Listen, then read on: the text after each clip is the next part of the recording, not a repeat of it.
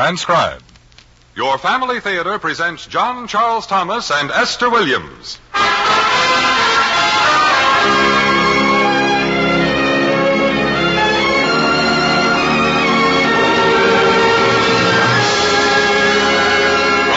The Mutual Network, in cooperation with Family Theater Incorporated, brings you Man with a Plow, starring John Charles Thomas. To introduce the drama, your hostess, Miss Esther Williams.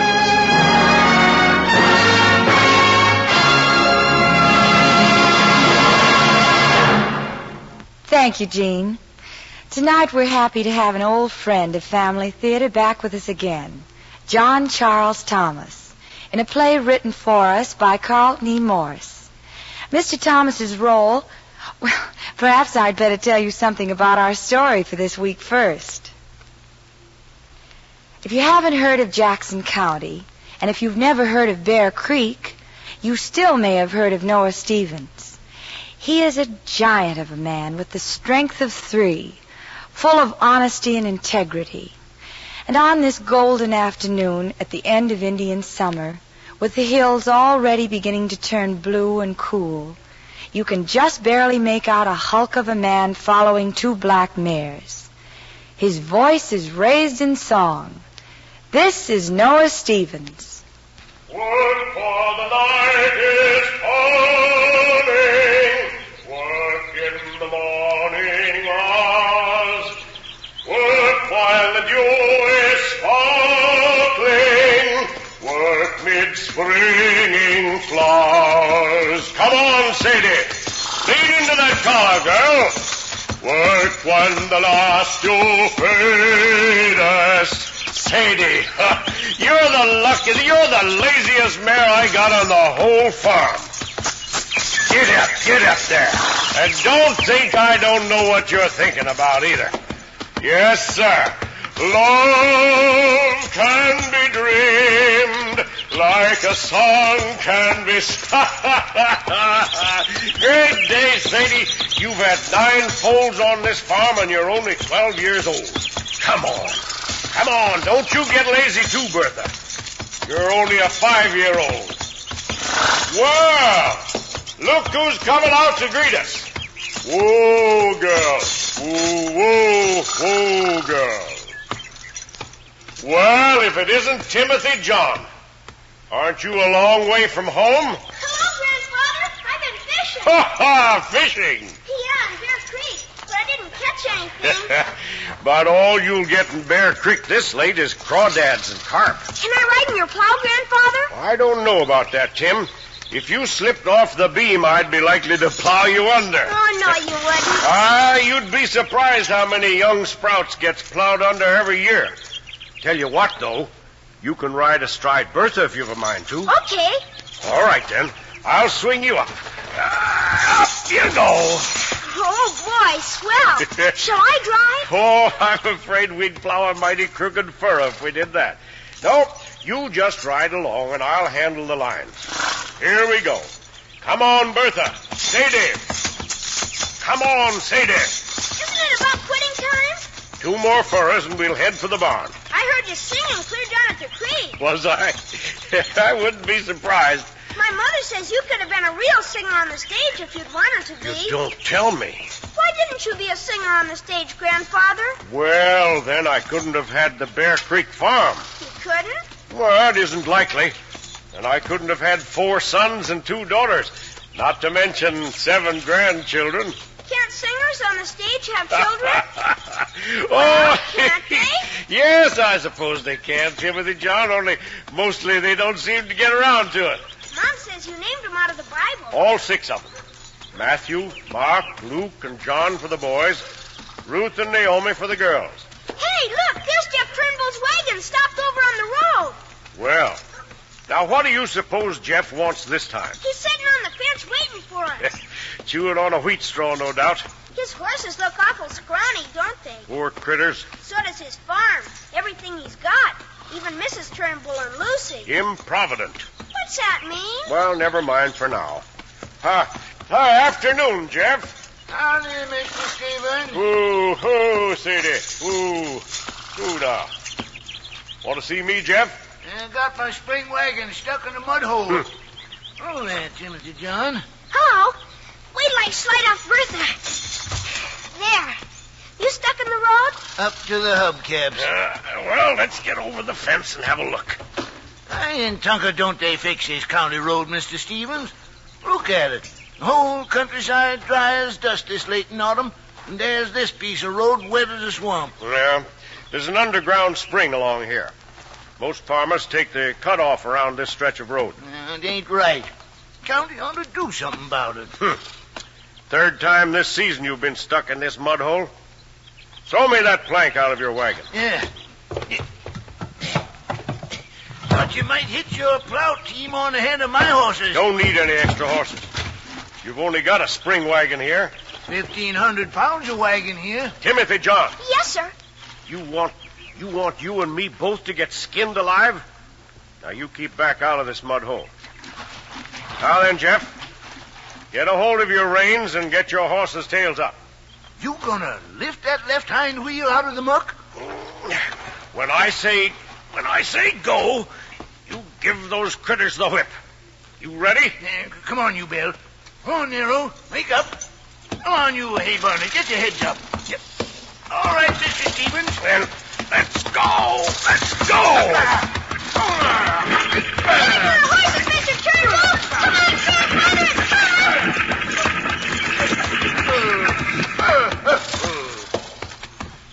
By jingo, Mr. Stevens, I'd never have believed it if I didn't see it with my own eyes. Yeah, that's what's known as putting your shoulder to the wheel. You lifted that left axle up like it was a sack of shavings. I sure do thank you. And I'll bet you'll never see 60 again. What's that got to do with it? Oh, I only meant... Get in your wagon and go around by the other road next time. Sure. No offense meant, Mr. Stevens. Come on, Timothy John. Do the same for you sometime, Mr. Stevens. Here, I'll lift you over the fence. There. Boy, you sure are strong, Grandfather. I'll bet you could put your hand on the top fence rail and jump right over it. I probably can. Let's see. Gee, Marie, you did it. You aren't mad anymore now, huh? Mad? For Mr. Turnbull saying how old you were. That's a terrible weakness, Timothy John. A bad temper is a terrible weakness, and it's been following at my heels and nagging me as long as I can remember. But you're strong, Grandfather. Well, that's worse. Physical strength and an uneven temper is a wicked combination. That's what bullies are made of. You're not a bully. Oh, I pray every night I'm not, Timothy John. Come on, Bertha. I said it. Last furrow for the day. Heading for the barn. Come on, girls. I like you strong like you are. What makes you so strong? Well, I'll tell you, Tim. I eat all my spinach when it's put before me. Oh, Grandfather. That's right, Timothy. Every smidgen of it. Come on, let's sing that cowboy song I taught you. Home, home on the range, where the deer and the antelope play.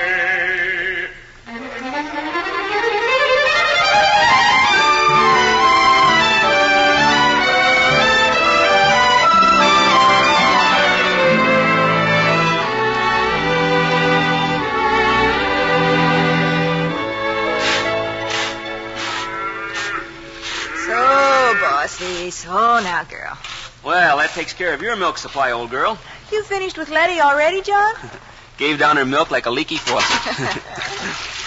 Oh, Brownie here's mad at something. You have to take every drop away from her. She isn't giving a thing. Well, you studied psychology in college, Ruth. Why don't you talk her out of it? Easy, girl, easy. Well, I finished my string.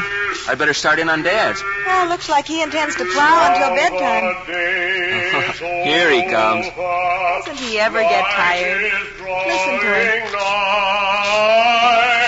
Shadows of the evening. Oh, so you're the milkmaid tonight, Ruth. Uh-huh. Tonight's Naomi's turn to help Mother in the kitchen. You're late, boss. You finished your string already, John? Yep. Just got started on yours. Well, we'll be through here in a cat jump. Steady, Louisa. Steady there, girl. Well, I'm glad to be through with you, Brownie. There. What's the matter with Brownie? Oh, she's mad at something. How much did she give tonight? About 3.5 gallons, more than usual. Well, bless her heart, let's keep her in bad temper. If it'll increase her letdown. Father, tomorrow's Sunday, and Naomi and I want to ride into Mills Grove for church with John in the car tomorrow. What for? Well... Automobile's no way to go to church. Oh, Father. Your mother and you children and I have driven the surrey into church since Matthew was born. People are supposed to be quiet and reverent and thoughtful when preparing to pray. You think you can't be reverent in an automobile, Dad? No. Oh, Dad. Are you forbidding Naomi and me to go with John? You and Mother always just barely arrive for the 11 o'clock service, and after all, there are young people's activities before. And besides, there's a certain young man. John. Why, you blasted good-for-nothing beefsteak! Father! What happened to you, Dad? Louisa kicked over the bucket, that's what happened. Oh, well, an old hand like you. But Louisa never kicks. What did you do to her, Father? Oh, I got just what I deserved. Lost my temper. I got so confounded upset about you and Naomi tearing around in that automobile on Sunday. Oh, I'm sorry, Louisa. I'm awful sorry. But, Dad, you own an automobile and you drive it. Not on Sunday. However, I know as well as you do there's no harm in driving a car on Sunday. No harm in the act, I mean, but the automobile's an instrument of speed. Speed allows you no time to think. And if you don't think, how can a man meditate on his shortcomings and figure how to overcome them? How can a man commune with God if he doesn't think? You still have the quiet of your bedroom at night. It's not enough. Oh, that's all, Melinda. Easy, girl, easy. Well, Ann outdid herself tonight. Look what I got. Look, John, why don't you go start the separating? I'll help Father with the last of his string. All right. I'll pour my milk in the can and get started. There's only the bald-faced and Pinky left. Listen to Dad. Yeah. And he turns me on his own, and the joy we share as we tarry there. Oh, Ruth. Yes, Father? You're a good girl. I know you are in my heart. So, if you want to go to church tomorrow on the back of a cyclone, why, you go right ahead and do it.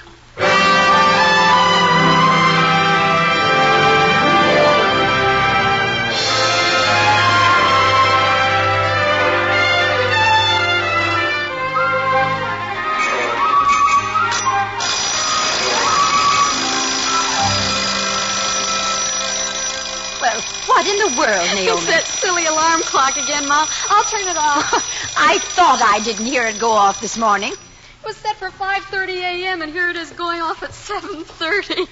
We need an alarm clock in this house about as much as a chicken needs 2 heads. Your father has always insisted on an alarm clock. I think the coffee's done, Mom. Oh, do you have the peaches sliced? Uh-huh. Well, as soon as you see John beginning to let the cows out of the barn into pasture, put the biscuits in. Oh, boy, farm life. What, you don't like it? Oh, in some ways it's wonderful.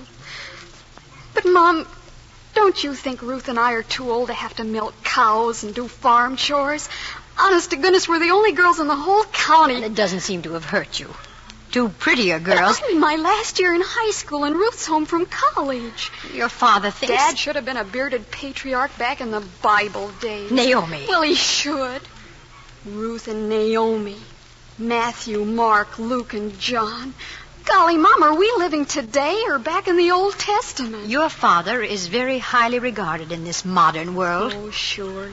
He's Justice of the Peace. He's a member of the school board. And he's on the County Planning Commission. Do you know why that is? I think I do. Sure. Because he has the best Guernsey bull in the county, and old Wureye, the best Percheron stallion. And all the other farmers want to breed their stock. Shame on you, Naomi. The people of this community look to your father because he's a fine, strong, dependable man.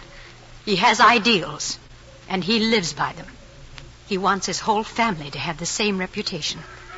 Well, I don't blame Luke for pulling up and going into town. He, for one, got away. Oh, there go the cows.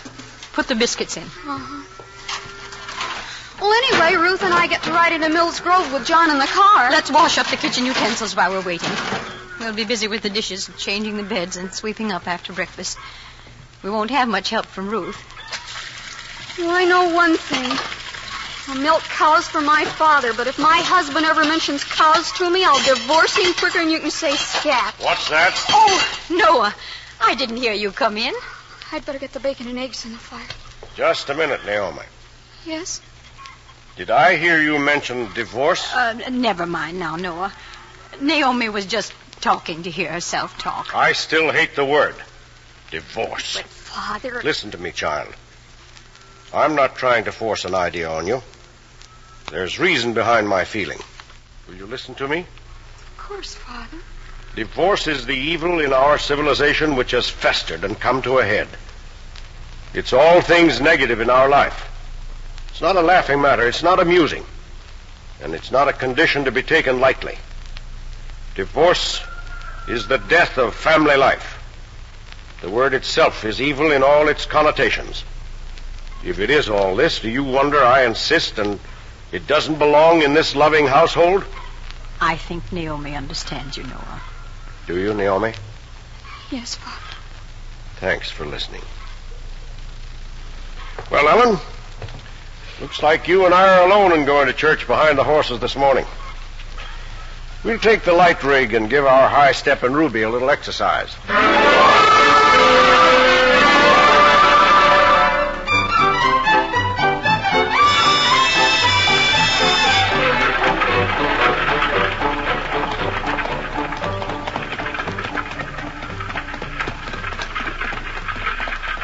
Now, hasn't this been a nice trip into the village, Mother?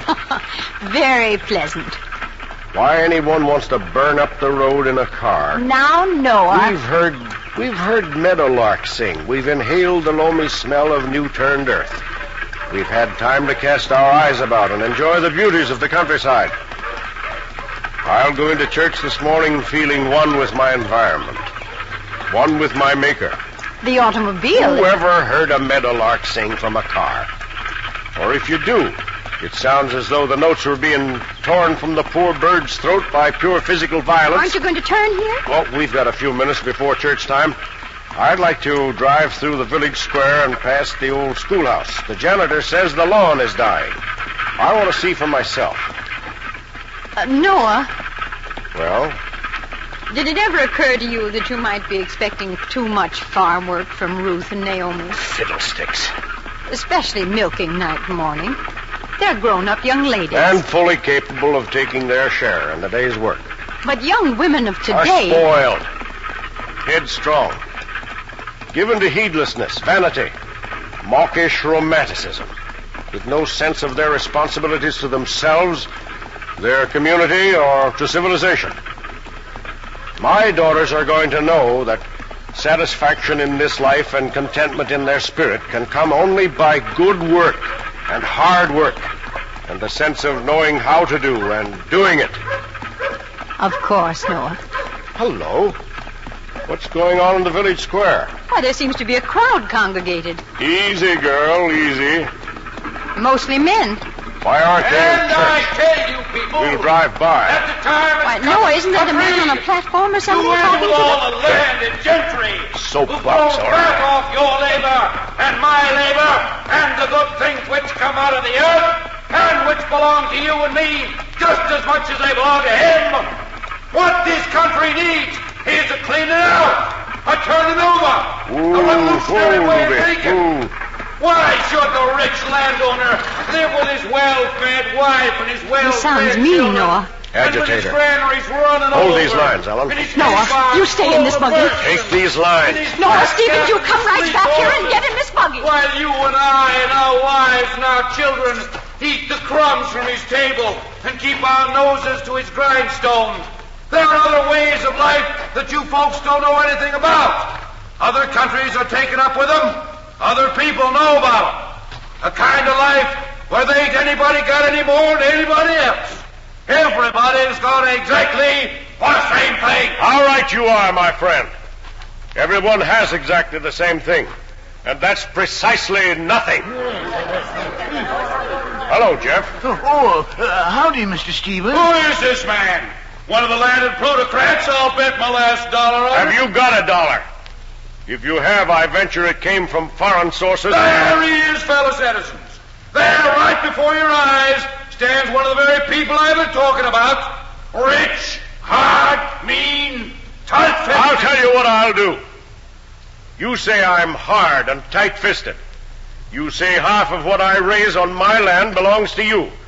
Well, all you've got to do is to come out to my farm tomorrow morning and we'll start to dig my potato crop. We'll start together and work side by side. And if you dig half the potatoes I dig tomorrow, I'll give you half of my crop. I tell you, my fellow citizens, when the new order comes into being... If you dig a third as many potatoes, I'll still give you half my crop. I've been heckled by bloated plutocrats the length and breadth of this If land. you dig a fourth as many potatoes, I'll still give you half my crop. This is the country of tyranny. This is a land of riches for the few and starvation for the many. And I tell you, my friend, it's got to come to a stop. It's got to come to a way about Mr. Stevens. Stand aside. Out of my way. You let me alone. I'll shake the shoes off your feet. Throw a railroad spike at me, will you? Help. Stop Now stand on your feet and face me like a man. That spike didn't miss you 2 inches, Mr. Stevens. It busted the glass in the hot house. So this is the land of the oppressed, is it? So liberty and freedom and the good things of life are kept away from the people by people like me, are they? We'll get you, mister. Just don't you worry. We'll get you. You people are all friends and neighbors of mine. You've known me all my life. I've known you. Good folks. Honest citizens. Friendly. I help you, you help me. My wife has sat with your wives many and many a time when they needed a woman's hand to hang on to. Your children and my children have eaten the same food, worked in the same fields, learned out of the same history book and been licked for the same mischief. Why are you listening to this fellow? What have you got in common with this diseased mind? Now you look Shut at up! Look at him. Look at his hands. Puffy, white. He's never done an honest day's work in his life. You justice of the peace, Noah. Give him 60 days and send him up to the county road gang. They'll put blisters on his head. You're not answering my questions. All of you ought to be in church. Why are you listening to this man with the shifty eyes, the crooked tongue?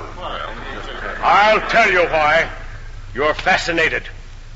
You stand around listening to his hunchbacked ideas, his twisted evil words in the same way you'd go to a sideshow and look at a two-headed calf or a bearded lady. Believe me, it's no laughing matter. This man is a sideshow freak. You let go of my car. No, we're not through with you yet. Noah, that's enough. That's your wife, Mr. Stevens. You hear me, Noah? Don't carry things too far. One more lesson, Mother. We'll still make church in time for the collection plate. Now then, my man, get back up on your soapbox and sing. I'll be hanged if I will. You will if I have to shake the teeth out of your head. Stop. You're choking me. You'll break Now my neck. stand up there and sing, America. I can't even swallow. My country 'tis of thee. Although I don't know why it should be. You don't deserve her. Come on, sing. I can't. You want some more, huh? But my country 'tis of thee. Louder! Sweet land of Liberty, liberty, liberty, liberty. Sweet land of liberty. And don't you ever forget it, my friend. Come on, everybody sing. My country 'tis of thee. Sweet land of liberty. Of thee I sing. Land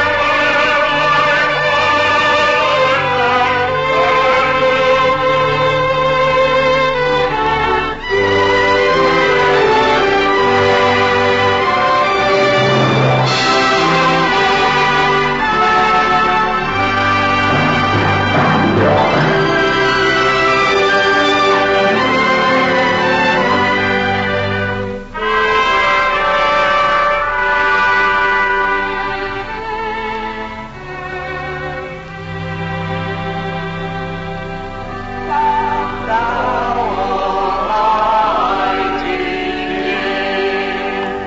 we're late for church. Not too late.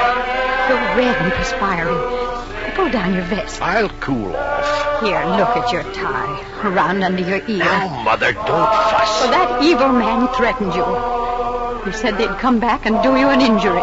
Take my arm. We're going down the aisle to our pew. He threatened you, Noah. Feisty lapdog snapping at destiny. Take my arm, Mother. Yes, Noah.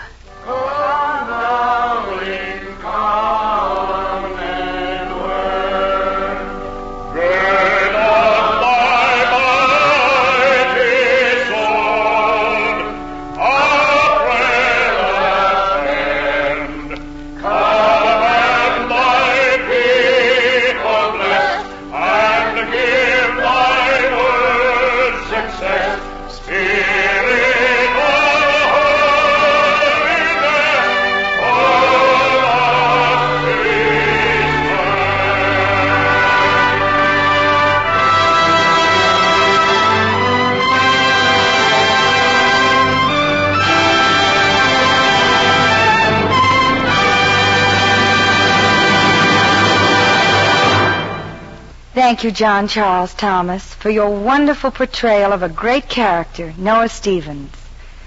You know, as I listened to the story of the man with the plow, I thought of something. This country was built by men like Noah Stevens, men of integrity and principle, who believed in a code and were not afraid to live by it. Men who believed in God and were not ashamed to say so. Strong, uncompromising men who nevertheless could be gentle and understanding and charitable. There aren't many Noah Stevens around anymore, and I think we're worse off for it. But there are men who still succeed in being good citizens, good neighbors, good husbands, and good fathers. And in every one of them there is something of Noah Stevens. They understand, for instance, that it's a privilege to bring children into the world, and that raising them rightly is a sacred trust. They realize that children must learn about God and about His laws and about love for His fellow men. They know that being a good father, or a good mother, is a big job, and only the strong can do it well. Only those who believe in God and pray to Him daily for the help they need. That's why Family Theater extends an invitation to you each week, and with a guarantee. The invitation? Begin the practice of prayer, family prayer, in your home today. The guarantee? The family that prays together stays together. More things are wrought by prayer than this world dreams of.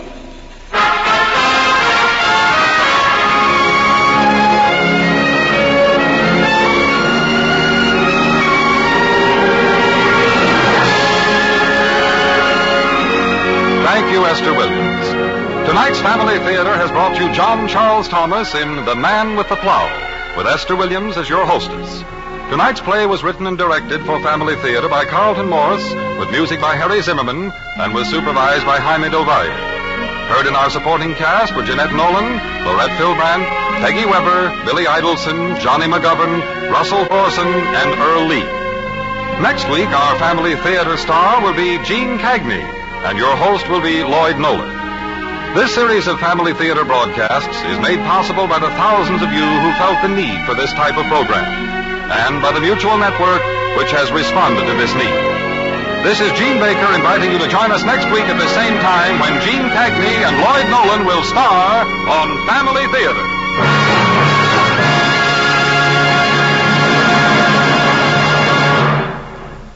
This transcribed program came from Hollywood.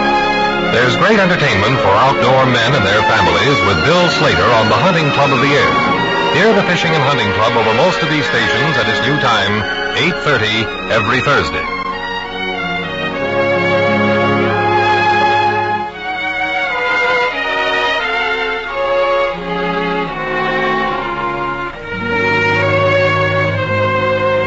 This is the network for the Memorial Day Indianapolis race, the Mutual Broadcasting System.